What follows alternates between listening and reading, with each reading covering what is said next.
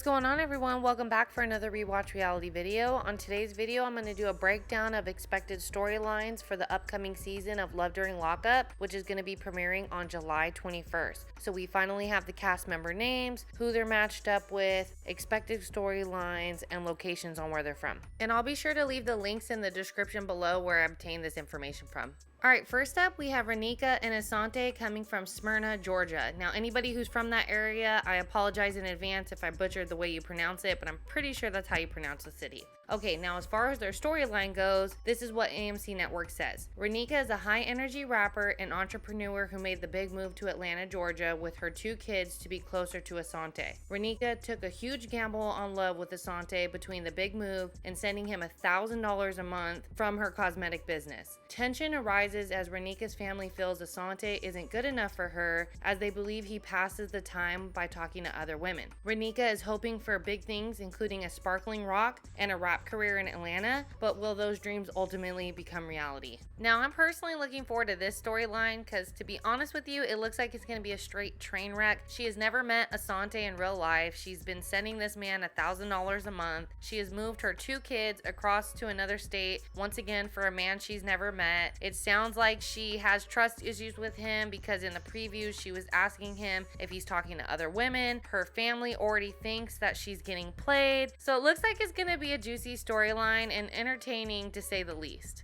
Alright, next up we have Brittany and Crook coming from Richmond, Virginia. Brittany and her fiance Crook met while they were actually serving time together. So Brittany ended up getting released before Crook. Crook is still currently serving. Now while Brittany's waiting for Crook to get released, there's a couple things going on. Number 1, she's living with Crook's family. Number 2, Crook's family seems to not really be feeling Brittany. It looks like they think that she's using Crook. Crook's friends and family are basically watching every movement Brittany makes to make sure she's doing the right thing and staying loyal to Crook. I guess they've had some past infidelity, so their whole storyline is going to be based on if their bond is going to be strong enough to stay together. And then in the mix of all of this, they also added that Crook identifies as a he/him and began his transition a couple years ago while incarcerated in a female facility, but the COs mishandled his medication and schedules, so that's going to play a part of the storyline as well. This storyline looks pretty juicy too, because I'm personally curious on like where the whole infidelity went down. Like, has she cheated on Crook since she was released from prison and they found out about that? Or did the cheating go on while they were incarcerated together? Did they both cheat? So I'm trying to figure out that whole thing.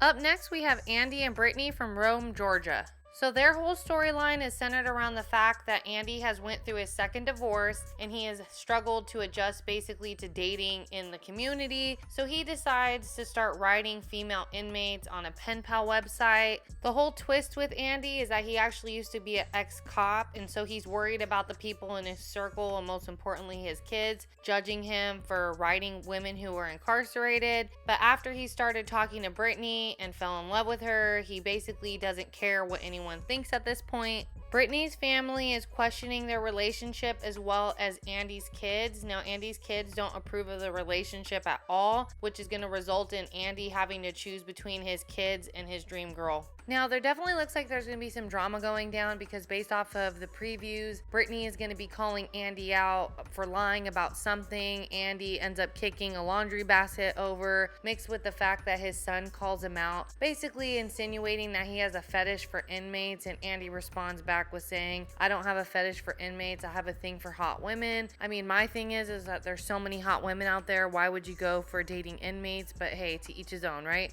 Alright, up next we have Savannah and Jake from Iowa City, Iowa.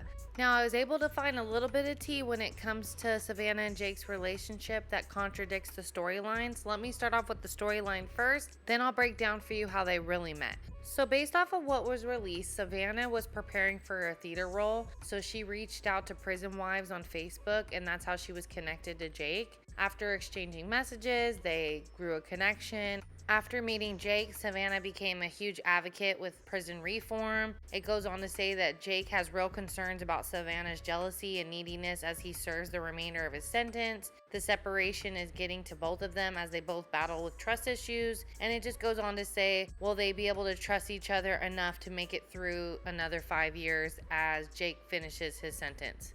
Okay, now as far as how they actually met, now I was able to stumble upon the fact that Savannah and her friend Andrea actually have a podcast. Both of them are dating somebody incarcerated. The two of them met because Jake and her friend Andrea's boyfriend Benjamin were basically cellmates. So the two of them created a podcast together in which Savannah had talked about how she actually met Jake. So on the podcast that I watched, and the reason why I can't post it is because it's on YouTube and there's a chance that I can get hit with reused content. So I'm just gonna say what she had said in the podcast.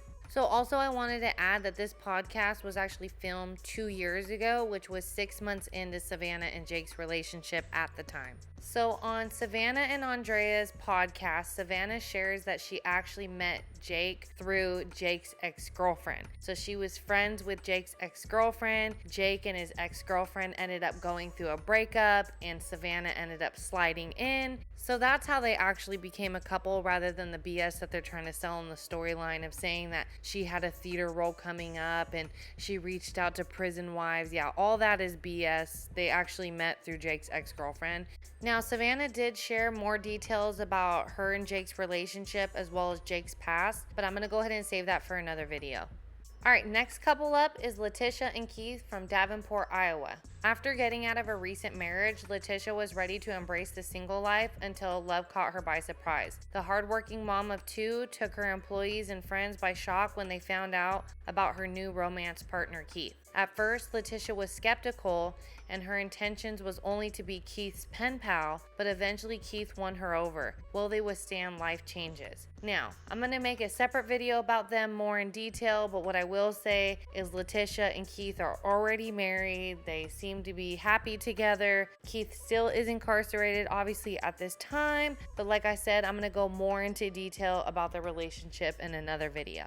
All right, and last couple up is Jade and Chris from Naples, Florida. So it says, as a former flight attendant, Jade is always looking for a new adventure. Chris is Native American and is part of an Indian community in Minnesota. So with Chris being a shareholder with his tribe's casino and the fact that him and Jade got married after 7 months of dating, Jade has been able to live a life of luxury and full of surprise gifts. Now it goes on to say that Jade's younger sister Jessica starts to question their relationship, and she's starting to wonder if Jade really loves Chris or it's the money that she loves.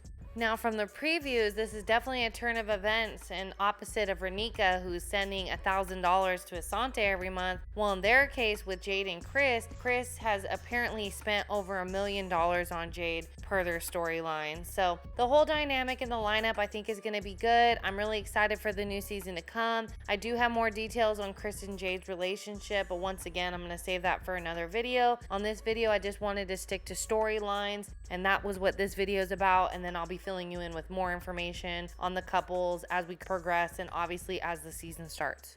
Alright guys, that's all I got for you today on this video. Thank you so much for watching Rewatch Reality. If you enjoy watching my videos, please give this video a like or drop a comment below. If you're not subscribed to the channel, please do so. And until next time, peace out.